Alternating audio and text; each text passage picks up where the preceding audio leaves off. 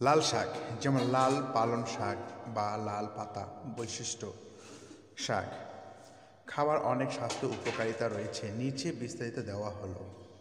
Vitamin ও খনিজের উৎস। লাল শাক vitamin A, vitamin C, vitamin K এবং ফলেট সমৃদ্ধ। এতে লৌহ, আয়রন, ক্যালসিয়াম, পটাশিয়াম আছে, যা হাড় ও রক্ত সংক্রান্ত সমস্যা কমাতে সাহায্য করে। রোগ প্রতিরোধ ক্ষমতা বৃদ্ধি করে। লাল শাকে অ্যান্টিঅক্সিডেন্ট থাকে, যা শরীরের রোগ প্রতিরোধ ক্ষমতা বাড়ায়।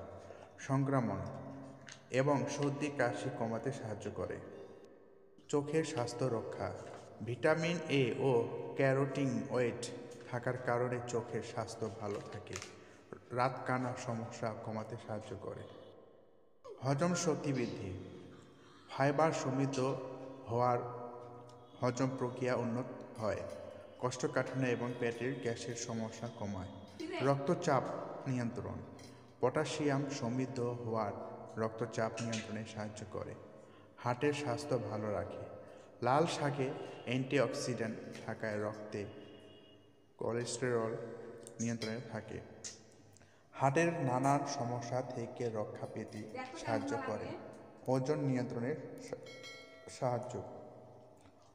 কম ক্যালোরি এবং বেশি ফাইবার থাকার কারণে ওজন নিয়ন্ত্রণে সাহায্য করে।